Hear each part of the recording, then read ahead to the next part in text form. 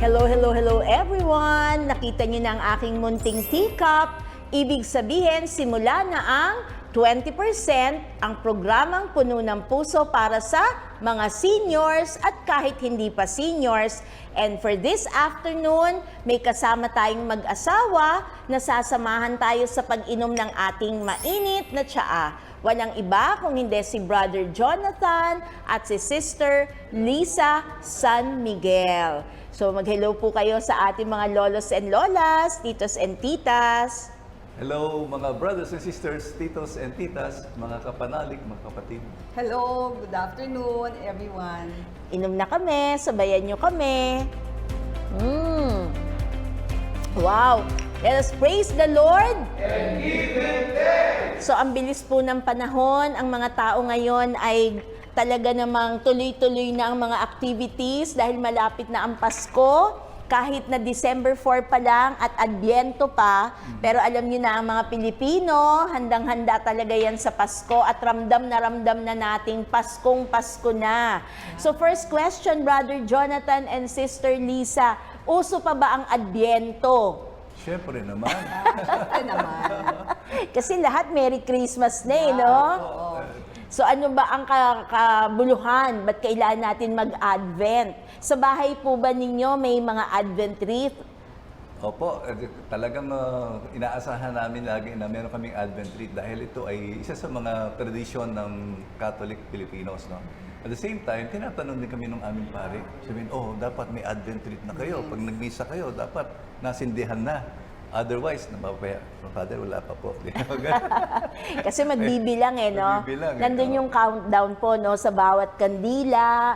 So, pang ilang week na ba tayo? Pang ilang, di ba?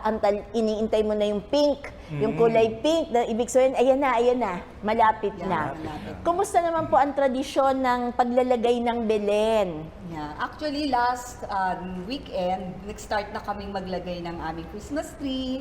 And then yung aming curtain, Christmas curtain na yung nakalagay. So medyo mukhang Pasko na talaga sa bahay namin. Pagdating ng, wala pang December pero nagpe-prepare na talaga kami for Christmas. Eh, hindi po ba butas na agad ang bulsa ni Brother Jonathan pagdating dyan sa shopping naman? Hindi naman, dahil pinagpahandaan naman yan, and going back to yung question yun, no, Doktora, yung aming Belen, meron kaming maliit na maliit, merong malaki-laki, merong mas malaki. Oh. Kung bawat kanto ng bahay, kahit sa kalumingon, may binibigyan ka ng reminder na Jesus is coming.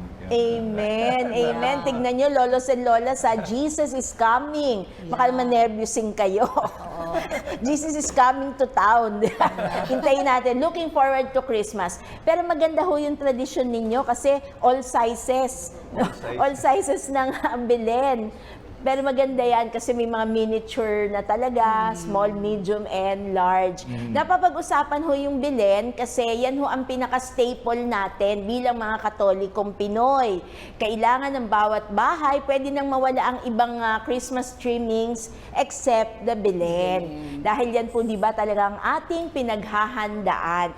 Meron pong magandang balita at sana'y narinig nyo na ito, na yung 800th anniversary ng Gresyo, kung saan doon yung unang pangyayari na nagkaroon ng Bethlehem, yung actual na nativity scene, no, na nangyari, ay anibersaryo nila ng 800 years. Kaya nagpalabas daw po ng indulhensya. So lolos and lolas, kailangan makasimba tayo sa mga Franciscan churches starting December 8 to February 2. So kahit anong Franciscan church yan. Kasi po sa kanila nagsimula kay St. Francis, di ba? Yung debosyon sa Belen, sa Nativity. So nung unang panahon, 800 years ago, no? So parang nailagay yan, naiplataporma talaga. At inalaw ho ang special indulgences para dito sa tinatawag na 800th anniversary of the Christmas of Gresyo bilang Apostolic Penitentiary plenary indulgence to all the faithful from December 8. So may time kayo eto na, nagpapaalala na. So maglagay kayo sa inyong tahanan, dumalaw sa mga simbahan. Tapos as a family po, pag may nadadaan ng Belen, pwede rin kayo mag-pray as a family. So yun ho ang mga welcoming, no, na bagong tradisyon natin ngayong Kapaskuhan. So ito hong serye natin na binubuo dito sa ating programang 20% ay, ang title po ay Love Story Called Christmas. Ayan. So obvious naman ho, silang mag-asawa ay in love hanggang ngayon. Pwede ho ba tayong magkaroon ng age reveal? So dito ho, hindi gender reveal eh. Dito sa programang pang seniors age reveal. Pwede ho ba? Yeah, pwede naman, Sige po. Doktora. Yeah. Ako po ay 63 years old na. Yeah, I'm 61 years old. Mga batang-bata pa, hindi pa lukot yung senior citizen card nila. Yes, oo. Fresh na fresh pa at hindi pa Yeah. masyado na-avail yung mga sinihan. Yeah, oo. Kasi parang ngayon pa lang yata bumabalik yung Yeah. privilege Oo. na yun. Actually, Doktora, no, speaking of senior, yung senior na yan, meron kasi kami pag nagtotalk, meron kaming sinasabi about time, money, and health. Mm-hmm. Kasi when you're young, you have the time, you have good health, but you don't have money kasi, di ba, Not mag-start yet. ka pa lang mag-work. Pero in your mid-30s, 40s, you have the money already, no? You have good health. Pero yung time wala na kasi you're busy na, di ba, working with your career. Pero when you reach the age of 50, 60, katulad namin senior, you have the time kasi retired na kami. You have money kasi retirement. Plenty. Yeah. Pero ang wala minsan the health, di ba? Yung health ang wala kasi yun yung maraming sickness. So talagang health is wealth. So as much as possible talaga kami ni John na kasi malapit lang kami sa MOA eh. So doon sa Baywalk, every other Lakad-lakad day, talaga. lalo na ng pandemic, talagang nag-walking kami doon every day sa umaga. So yan. So plenty of time, plenty of money, and good health good as health, well. yes. Pero alam nyo, hindi lang yan na involvement nila. Mag-hello-hello kayo sa ating sa inyong mga CFC. Ay, po. Good morning, good afternoon, good evening. Anong oras man kayo nanonood, mga brothers and sisters ng Couples for Christ community. Kami po si John and Lisa. Really greeting you a wonderful day. Kami po ay ready na for the Christmas season. Kaya mag-ready na rin kayo dahil tayo ay marami pong gawain, especially our work with the poor. Yes. Today, we are working with our brethren nasa itaas po sila. Nagsaseminar ng Mission Work with the Poor. Paano natin gagawin yan? Dahil we love the poor, Christ loved the poor, and we are expressing our love through our help and giving and sharing and caring for the poor. Amen. Yeah, that's So, one pag pillar. bless ka naman Yes. talaga, share the blessings, hindi ba? Yeah, that's one pillar of Couples for Christ, no? Hindi lang yung relationship as a couple, but we're serving through the poor, no? Yung we call it ANCOP, answering the cry of the poor. Ayan, ANCOP, ANCOP. Yes. So, cluster C po sila. Tama ba? Central C. Ayan, Central C. Ano po ba ang coverage ng Central C para makapag-hi tayo sa kanila? Central C is covering the cities of Manila, Makati, and Pasay. We are currently about 1,985 couples. May mga kasama kami siyempre mga Kids for Christ, may kasama rin kami mga Youth for Christ, may kasama rin kami mga Singles for Christ, and of course, ang aming mga handmaids of the Lord and servants of the Lord. All are sabihin natin ay in symphony para magsama-sama as one family, one community, helping Crisis Church and helping the Church of the Poor. At alam niyo po, lolos and lolas, hindi yun na itatanong, magkapatid kami. Magkapatid kasi they always do their sessions here at Lay Force. Kaya yung mga sinasabing handmaids, pwede kayong sumali doon. Servants, pwede pa rin kayo sumali doon. At syempre, kahit yung aging couples natin, pwede pa rin naman, hindi ba? Yes. Tapos yung mga single blessedness, single blessed, pwede rin kayo. Yeah. Sabi nga nila from womb to tomb. Amen. Ang mga namin. Tama, community. tama. Alam So, mo, Doktora, Ang gusto ko no? malaman, Brother Johnny, Jonathan, and Sister Lisa, dahil abalang-abala kayo at talagang leader kayo, no, ng CFC, ang tanong ko, paano ang Pasko? Yan ba ay reserved for your family o laging kasama yung buong CFC family? How do you celebrate Christmas? Well, one way or another, talagang unang-una yung family. And of course, yung family naman namin is magkakatabi kami, no, in one compound. It's a bit easy for us to gather as one. And then, isa lang naman ng aming anak, isa pa nag-asawa na. At kasama na rin yung kanyang mga parents-in-law, tsaka sister-in-law. Magkakasama kami. But somehow, yung community gives you more opportunities to be together with brethren. Kaya hanggat maaari, pag may dumating na brother or sister, may household kami, mayroong magkakaroling, we always open our doors para sa kanila. And kasama din po dito yung aming aspiration to go for outreach work. Yung aming mga corporal works of mercy, going to institutions na kailangan mapuntahan. Lalong-lalo na yung mga matatanda, yung mga batang abandon, ay yung mga nandun sa loob ng mga preso, yung mga tinatawag nating mga persons deprived of liberty. Sila yung mga walang mga panahon na walang kasama sa kanilang paghihirap, yung pagdaraho, especially yung mga PDL. Marami tayong nakikita mga batang yan pag-alagala. Marami tayong nakikita ng pamilya na nakatira sa kariton. Marami tayong nakikita na matandang walang nag-aalaga sa kanila. And with that, it gives us a lot of opportunity to extend the help, extend the love and care as what we have received from Jesus. And ito yung inaantay natin yung kanyang pagsilang eh. Yung Amen. pagsilang na to is something joyful and something we would like to expand and then express in a way na gusto niya mangyari. Expressing the love, the care for one another, for brethren, and those who are in need. Especially. So doon pa lang ubos na yung oras at panahon ninyo, no? Kasi hindi na uubos ang mga mahihirap.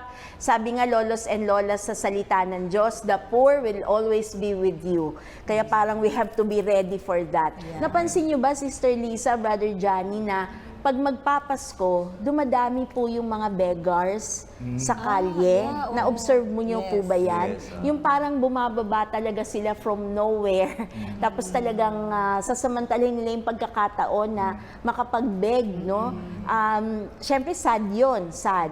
Pero paano kaya yun natutulungan? Kasama ba yan sa inyong platform? Yeah. Opo. Sige, Actually, sige ang naman. ginagawa namin, pag nag-grocery kami, naggagawa na kami ng parang loot bag. Okay. And then, pagka on the way, may nakita kami mga ganon, binibigay namin yung mga loot bag na yon. May lamang biscuit, candies, ganon. So, yun yung pinamimigay namin instead na pera. Oh, sige, maganda po yan. Educate natin sila lolos and lolas na wag masanay na Masanay. pera yung ating inaabot. Though, ayon sa generosity ng puso. Pero may ibang ways kasi, katulad ito, ang mga pamamaraan na ito. So, hindi po advisable na pera ang iaabot natin. Sana, oo. Sana. Kasi minsan, di ba, generous ang Pinoy eh. Pag magpapasko na, sige na, bigyan mo na. Pero parang yun nga ang nagiging dahilan, di ba, na nandun sa kalye talaga yung mga tao. Alam mo, Doktora, this year, we, as a sector, no, yung 1,895 na members, we planned na magkaroon kami ng sector Christmas party. But some afterthought, sabi namin, huwag na tayo mag-Christmas party. Yung gagastusin natin sa venue, sa musical instruments, sa pagkain, ibigay na natin sa ating mga chapters kasi yung mga chapters namin sila yung nasa ground level eh. And they will be given some funding para naman i-pinpoint yung mga nasa periphery nila na mga mahihirap, magkaroon uli ng corporal works of mercy, maski pa paano during Christmas season, ay makapagbigay ng regalo para Pang sa Noche kanilang Buena. Noche Buena. Pang Noche Buena. Buena. Oo, tama po. And also, part din yung aming tinatawag ng outreach, yung visiting yung mga bata, katulad yan sa Tondo, yung mga batang walang mga magulang, na may mga physical infirmities. Tapos sa kabilang side ng kalsada, sa may tayuman, yung mga matatanda na wala ng pamilya. Mga iniwanan na po, Naiwanan. abandon. At And of dumadami nga daw po sila. Yan po ang kwento eh. Hindi na lang po street children, lolos and lolas. So you should be thankful na kayo ay nasa poder pa rin ng pamilya. Kasi ayon talaga, on ground level dumadami po talaga yung matatanda na inaabandona ng kanilang pamilya. Hindi naman sa anuman dahilan, pero siguro sa kahirapan din talaga ng buhay. Yes. This is some form of destitution na tinitingnan natin na yung pagdarahop ng kapwa, lalong-lalo na yung mga Pilipino. We try our best to come up with programs to alleviate yung kanilang mga plight. Yung bang araw-araw makikita mo na naghihirap mo, nakasadlak sa isang kanto, sa isang sidewalk na bibigyan mo ng pagkain, tubig, wala man lang silang pambili ng sabon o toothpaste po. or gamot kung may Tama sakit. po. Lalong-lalo na wala silang matira. Nakikita mo na sa isang kariton ay happy na sila. Magkasama doon ng magulang, 2 anak, may kasama pang aso, may kasama pang pusa. Tama po. Paano kung umuulan? Kukuha lang na isang karton para pambubong nila na sila ay hindi mabasa. Totoo. And somehow, ito yung nakikita na natin na hindi natin maiibsan all throughout together. No? Para Tama po. at least for some moment, maramdaman nila na they're still being cared for Yes. by our kapwa. Malaking bagay yon to keep them going, to keep them hoping, di ba? At makikita ho natin, lolos and lolas, habang minsan nabubugnot kayo sa bahay ninyo, pagka naiinip, naboboard, di ba? Pero alam ho ba ninyo, lolos and lolas, ayon na rin sa kwento nila, may mga elderly nga tayo na imbis na nagpapahinga na lang sa bahay, makikita nyo pa sa kalye, nagtatrabaho, nagbabanat ng buto, pagka in-interview ninyo, kasi may apo pa daw sila na binubuhay. Hindi man anak, pero mga apo na nakadepende pa rin sa kanila. Kaya napakaganda nung naisip nyo, ifo-forgo nyo talaga yung Christmas party. Nako, magandang idea for some of our viewers also. Kaya kung ngayon pa lang, lolos and lolas, titos and titas, you're already thinking on how to spend your money, marami pang paraan, hindi lang dun sa masarap na pagkain at syempre magastos rin ho talaga ang Christmas party ngayon. Aside from the venue, may mga sound and lights and Light sounds sounds, pa na binabayaran. Mga costume pa. No? Costume, mga prizes na Yes, nakakalula sa raffle, na hindi naman lahat makakatanggap, so may samaan pa ng loob minsan. With the matching LED, di ba? Na nag-i-spend ngayon talaga ng thousands talaga para maganda. Pero ito, at least nabigyan mo ng idea, may option, no? To help the siguro mas poor pa sa atin. Alam niyo naman ang Pinoy, napaka-humble Wala umaming mayaman siya. Pero ngayon ho, habang nakikinig tayo sa mag-asawang Jonathan at Lisa, nare-realize natin unti-unti that we are so blessed. We are so blessed not only with the time that we have, not only with the money that we have, but also with the care coming from our families because we're still together, awa ng Diyos. Maaring hindi perfect ang bawat pamilya, pero the sense of togetherness di ba? Mag-away-away man, magtampuhan man, pero magkasama pa rin kayo. Sila, marami silang kwento kaysa sa atin. Pero how long have you been married? Aba, matagal-tagal na rin po. I-reveal ba natin? Reveal na natin. 35. 35 Wow! 35 long years and adding more years to that. More years. And 31 years in Couples for Christ. Talaga? So you started Yes, young with very CFC. young. 2 years na po. Parang talagang 2 dyan na years old nabuo pa lang. yung yung marriage ninyo. Yes. May ika nga. So maganda yun lolos and lolas, tignan natin yung ating couple, no? Na sinimulan nila yung buhay nila doon na mismo sa community, no? At yun na ang nagpatatag sa inyo. Yes. Amen. Pero isa lang talaga ang anak. Isa Opo, lang. isa lang. Na blessed. Naku, Doktora, hindi mo natatanong. Marami ho din kaming anak ngayon kasi part ng advocacy din ng Couples for Christ, yung ANCOP na Answering the Cry of the Poor. Meron kaming educational sponsorship program within Pasay, Makati, and Manila. 148 scholars namin ngayon. Pero last school year, 168. Dahil yung 20 ng mga bata na to ay gumraduate na. Wow! Let us praise the Lord! Good news yan. We go for yung tinatawag namin yearly na ANCOP Global Walk. Nag-raise kami ng funds to support the school funding ng mga bata. K-12 hanggang college. Marami na kami mga college graduates na talagang nakakatuwa. Meron kaming, dito lang, this school year, may gumraduate na summa cum laude. Wow. Cum laude, may cum laude, puro laude. At naku, nakakatuwa dahil yung mga tinatawag namin program implementation team leaders, sila po yung mga lolo-lola na rin. Wow. Nag-aalaga ng mga 5 hanggang 12 scholars, inaalagaan mo nila. Yun yung, ito yung magbibigay lang ng pera para sa kay goodbye, for good school.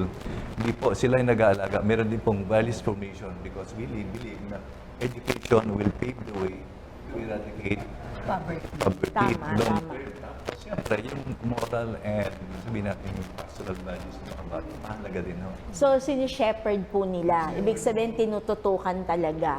So, maganda yung kwento, pero realistically, meron din bang fallouts? Meron din ho. The reason being, yung mga bata, pag sinabi ng nanay, anak, kung naman mag-aral kasi kailangan tumulong ka sa atin sa pagtatrabaho. Yung bata, na of course, but still, at the back of his mind or her mind, gusto pa rin niya mag-aral. Minsan umiiyak yan kasi pag nag-withdraw sa sponsorship, tito, tita, gusto pa rin namin bumalik pagkatapos sa trabaho at naibsan na namin yung aming kahirapan. Malungkot, pagka ganun yung dahilan, di ba? Minsan, automatic na sa isip mo, ay, either nabuntis ng maaga, yung mga ganun. Pero pag ganito yung kwento na kailangang huminto kasi magdudugtong ng buhay para sa pamilya, mas nakakadurog ng kalooban yun, Pero meron hubang nakakabalik.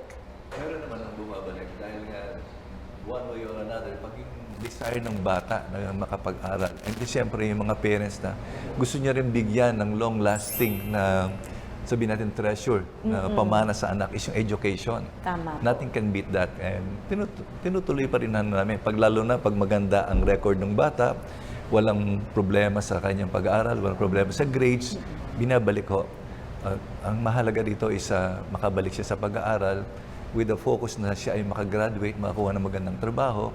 And pag nakatapos na ho, nakapag-aral, nakapagtrabaho, yung mga bata, majority of them are paying forward. Meron ho kami ngayon mga alumni, kung tawagin namin, mga graduates na sila mismo nagbibigay, nagsusubi para dito sa ang UNCOP ganda. scholarship. So, payback time na, Payback pay time. it forward, ika nga. So, ang ganda naman po. Pero, di ba, puro laude-laude, nakuha niyo yung scholars.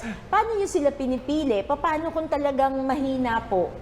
Binibigyan, Kasi di ba may ganun di ba? Siyempre, kung May naging average. malnourished siya ng bata, di siyempre hindi na rin kompleto ang development. Pero may puso para mag-aral. Paano po yun? May maintain po ba silang... Meron pong maintain. Pero Ayan. hindi yung kasing taas ng standard ng mga ibang kolehiyo. Meron pa rin, siyempre, meron pa rin level of, sabihin natin, na acceptance. Kasi nga, si titos and titas, yung PITs, tinutulungan pa rin yung bata para makaraos, maitawid yung kanilang mga grades. At saka dahil nakatutok, nakikita nila Yes, talaga na oo. nag-e-effort naman. Pero, syempre, di ba, hindi naman lahat magagaling Oo. Doktora, ang problema is not necessarily the mental capacity of the child, or the scholar. Minsan yung environment Yung Malaking hindi factor po makapag-focus yun. ng pag-aaral kasi magulo sa bahay, nag-aaway ang nanay at tatay. Tama. So yun yung i-arrest ng aming mga PITs. Tama po. Hindi siya makapag-aral kasi ang kanilang bubong ay laging tumutulo pag umuulan yung mga ganun. So, Tsaka hindi naman pwedeng sila lang yung may pagkain. Kasi may baon yan. baon Pinoprovide nyo whatever they need, di ba? Pero hindi naman pwedeng siya lang ang meron. Hindi po Tapos pwede. makikita niya yung ibang kapatid niya, wala. Wala, So, oo. natutorture din sila niyan, di ba? Correct, oo. So, talagang kabuuan, it takes a village to raise a child, sabi nga. At Takes mukhang totoong-totoo ho. At ang village nila ay ang samahan ng CFC. So, maraming salamat. Ang ganda niyang inyong ibinabahagi sa ating lolos and lolas na nagkakaroon tayo ng mas malawak na perspektiba ng Pasko. Dahil naghahanda tayo, hindi lang basta selebrasyon, kundi araw-araw must be a celebration of life and gratitude Life and na looking forward ka to something, hindi lang yung December 25. Hindi lang Kung po. hindi, di ba, All titos year and round. titas All na year nagpapaaral, di ba? Nag-iintay sila na, naku, ano kaya grade dito sa susunod na grading system, di ba? Concern nila Concern yun yun, Kahit ba may pampa-enroll ka, hindi talaga, kapos talaga, hindi makaabot. Iintindihin mo yun. So something to look forward to po na makalaya, ma-liberate from Poverty. Anything that enslaves us, especially poverty. So pagka Pasko, ito magandang katanungan sa inyong mag-asawa. Laging sinasabi, pag Pasko daw, ang Pasko daw pang mayaman lang. Mula raw Pasko ang mahirap. Totoo ba yan? Hindi naman po. Ang Pasko is the level of your acceptance of your situation. Yung kalalagayan ng puso. Minsan nga maraming pera, maraming handa, maraming pagkain, pero dalawa lang at malungkot. Mas gusto ko yung nasa gilid ako ng kalsada, kumakain kasama ko yung aking mga anak, kasama ko yung aking asawa, maski nagkakami kami. And all together, we know that Christ is within us na alam po namin na, nakapagsimula rin kami kanina, nakapagbigay kami ng good blessings, nakapagbigay kami ng pasasalamat. Maski konti lang ang kinain namin sa Pasko o sa Noche Buena, masaya kami basta kompleto. Marami hong mayaman pero broken family. Maraming mayaman kasi yung anak nasa ibang bansa. Maraming mayaman. At nag-iisa sila Nag-iisa ngayon. sila ngayon. Yun. Kaya yan nga po ang ating ginagawa ngayon. Sinasamahan natin ang lolos and lolas natin. Dahil marami na nga silang panahon na makapanood sa atin. At least we are being with them, accompanying them. Lalo na nito napapalapit na nga talaga ang Pasko. Si Sister Lisa naman. So yung lolos and lolas natin minsan nalulungkot na kasi may mga old-time recipe na sila na hindi na nila magawa.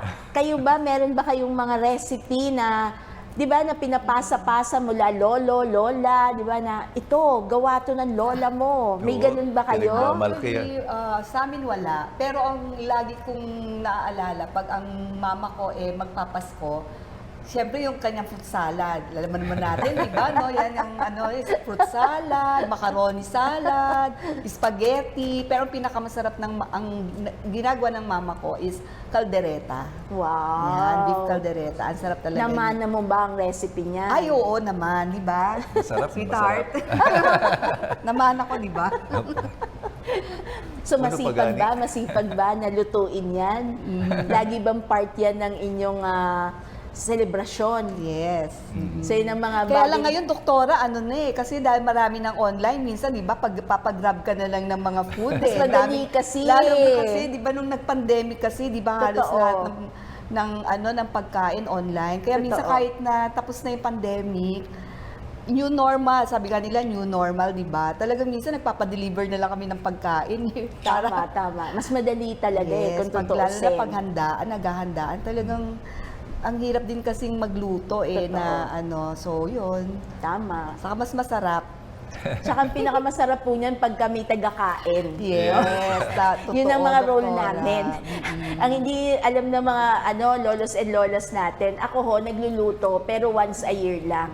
Oh. Once a year lang. Ang toka ko lagi, New Year. Sa New Yun Year. lang. Pag Christmas, bahala kayo. Pero New Year, ako mag-isa ko yun.